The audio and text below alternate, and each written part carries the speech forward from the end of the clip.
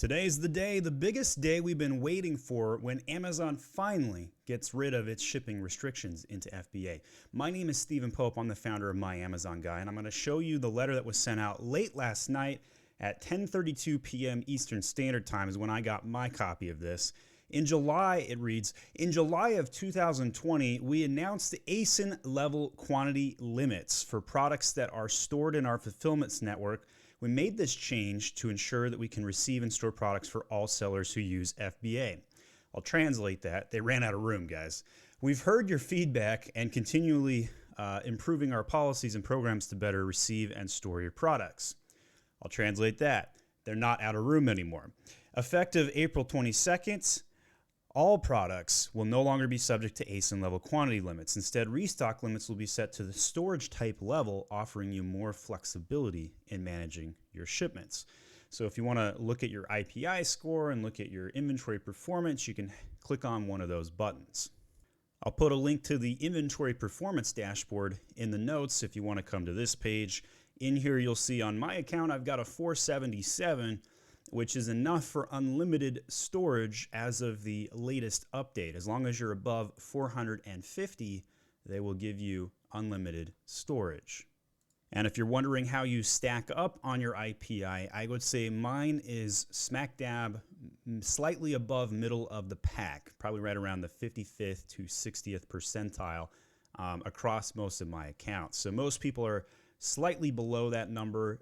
It is not easy to have a good IPI score for various reasons, especially with the restock limitations. People were shipping in as much as they could just because if they didn't, they couldn't ship in more later, yada, yada. So I think people's IPI scores are probably going to improve with this change, not decrease, surprisingly. And in the top right, you'll notice I paid 2% in FBA storage fees. I would say 1% is probably the norm, so I'm a little higher than the norm at 2%. If you're well above 4%, that is extreme, if you're wondering. The metric that usually gets people is the sell-through, which is where I'm getting hit right here. They want turn rates to be basically turning over all product over the course of 90 days, and if you're not doing that, you're going to be in the yellow or potentially red, like in my case. So get going, guys. Get that shipment out today because we got Mother's Day coming up here on May 9th, I believe, which is just enough time to get your next shipment in before the cutoff times. And a lot of people kind of underrate or undervalue the value of Mother's Day, but it's pretty massive. I highly recommend you get a Mother's Day advertising campaign set up sometime in the next week because there are many giftable items. Even if you sell something like arts and crafts, if you sell any giftable items, anything could make a good Mother's Day present if you find the right keyword for your item. Lastly, a word of caution, don't just ship in everything because you can now, because if you do that and your IPI goes below the unlimited storage quantity limits, which affect you in the middle of the quarter and at the end of the quarter, as long as you're above 450 at either the middle of the quarter or at the end of the quarter, you will have unlimited storage for the following quarter. And so if you ship in too much this weekend because you go crazy and then you don't sell through it and your IPI slips down to 449 and then Q4 is the next quarter and that's the big quarter, you're gonna be paying a price at a later point. So just keep that in mind. I mean, ship in what you think you can sell, but don't go overboard. Don't ship in like a 6-month supply right now. I do like the 90-day supply. I think that's the appropriate amount. Prior to COVID, we usually would go for a 60-day supply, but I still like the 90-day supply metric right now, mostly because I'm worried about stockouts.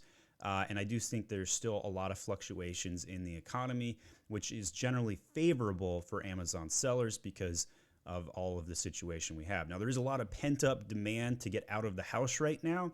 Who knows how that will affect Amazon sellers over the next 3 months as people have that Labor Day itch to get out and go. I doubt we're going to have as favorable of a quarter year over year as we did in kind of that May and June timeframe in 2020 that we will have in 2021, but it will still be generally good for my predictions based on what I'm seeing. And then finally, the last thing I'll mention is if you have kids, this is just a PSA. Make them pancakes. I made my kids green pancakes this morning, and I cannot tell you. They're like, "How did you do that, Dad?" And I'm like, I used the secret ingredient. So a little bit of positivism in your life. You know, you're running your business. Take a moment and just add a little pizzazz to somebody in your life today. God bless y'all, and leave in the comments section what's something you're going to do to pass it on for somebody in your family, friends, or neighbors. Thanks so much. My name is Stephen Pope, and I'm the founder of My Amazon Guy.